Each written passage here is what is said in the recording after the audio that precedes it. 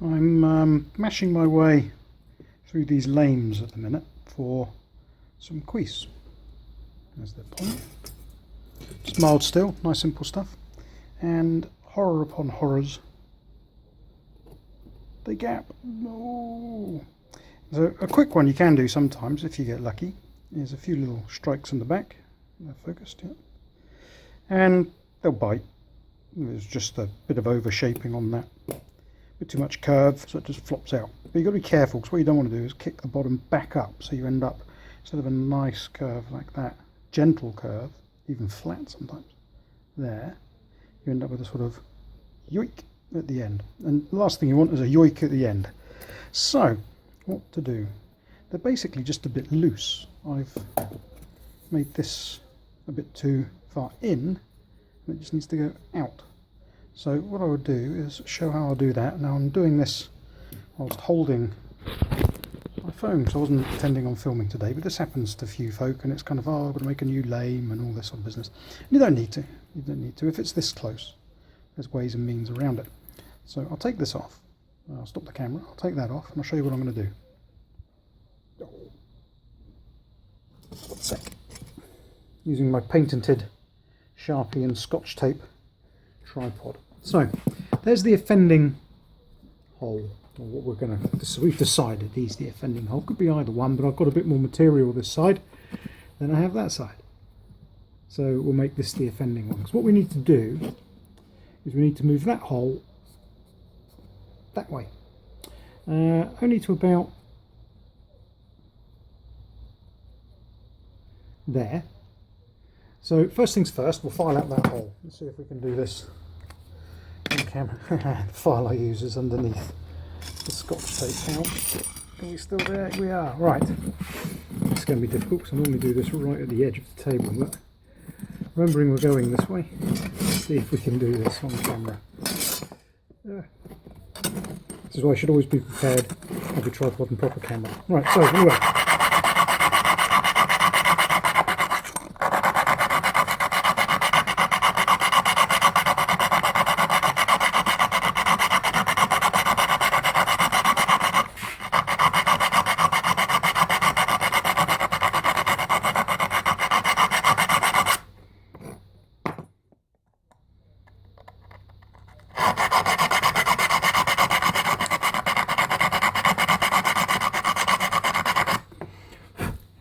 There we go.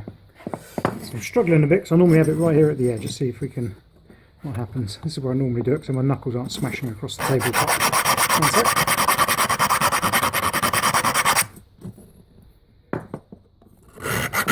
There we go. So we've elongated the hole a little bit, pushing it that way. Let's have a look. There we go. You can see from my original markings we've moved into it. So what I do now, which I won't be able to do on camera, is I take something like a ball peen and I close that area down by just smacking it. I'll do the work and then I'll show you it part way through. So there we go. You can see if I catch that in the different lights, I've just beaten it to death with a ball peen. Not done anything clever. Done it on the inside, because then on the outside it doesn't look too bad. You can clean that back a bit easier. But now my hole, what we've got, isn't quite the right size, but that's no problem. Either pass the drill bit, the punch, or whatever you use to do it first. We'll just give it a quick tidy. Slightly quicker tidy. Remember, if you're going to go any direction with this, take it out as well. Don't take it back, otherwise you put it back through your work you've just done.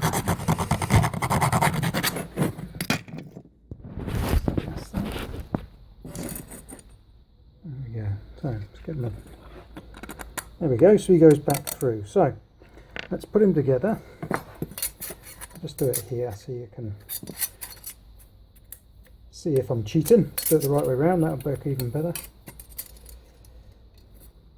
It's only their first pass. Oh no, I'll get a different nut and bolt. There we go. I'm doing my usual trick. I've got a nice big workbench. It's so full of rubbish. Got this little space down here. There we we go. I hope you're all keeping safe during the coronavirus, and then it's not affecting you too badly. There we go. Oh, it's still breaking out. So you can see it's getting there. It's just breaking out. But now, if I touch the back like I did before, back in, that should be nice and tight. So I'll do that, and then we'll take a look.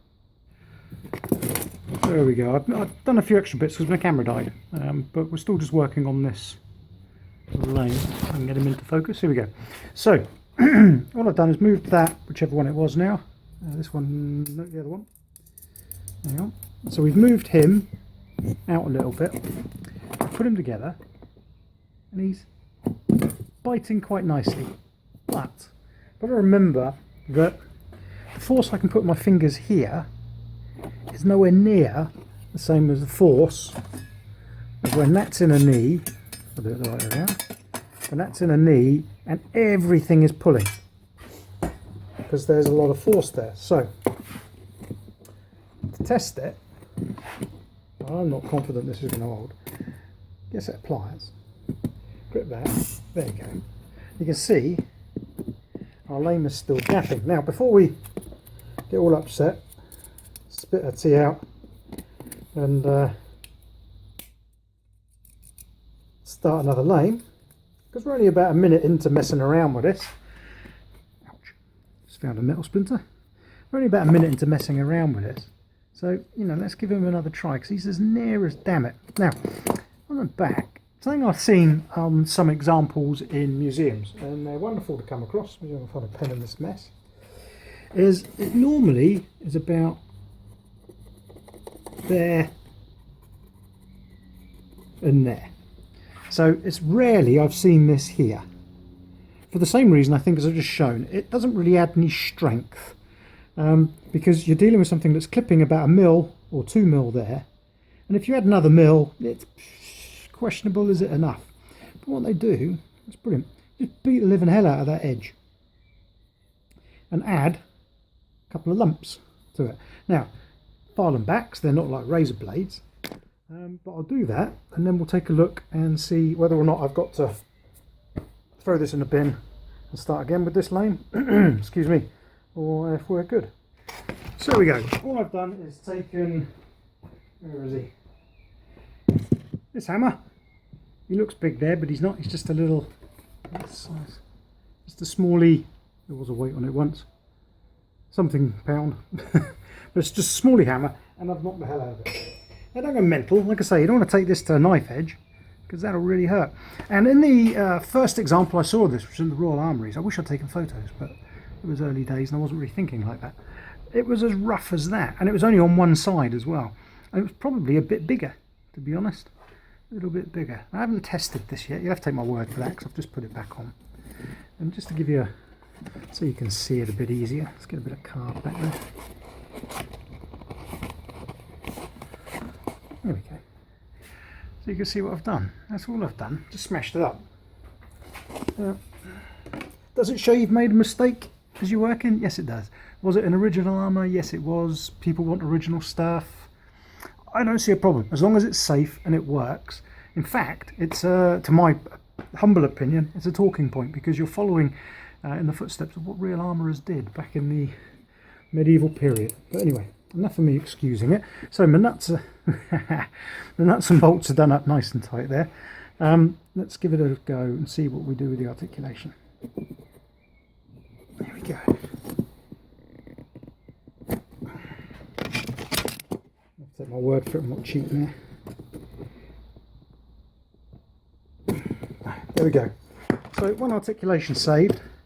I think I'll trim it down because I made these too big. I was using an old pattern. But there you go. A little bit of work yet. He's not moving freely in there, but it doesn't gap now, and I saved myself cutting a new lame, and I've used a period repair, or bodge, I guess, because they're not really repairing it, they were bodging it and manufacturing. But there you go. Nice easy way to save yourself some time and effort if your lame doesn't work. and you don't need to get all upset. Hope you find that helpful.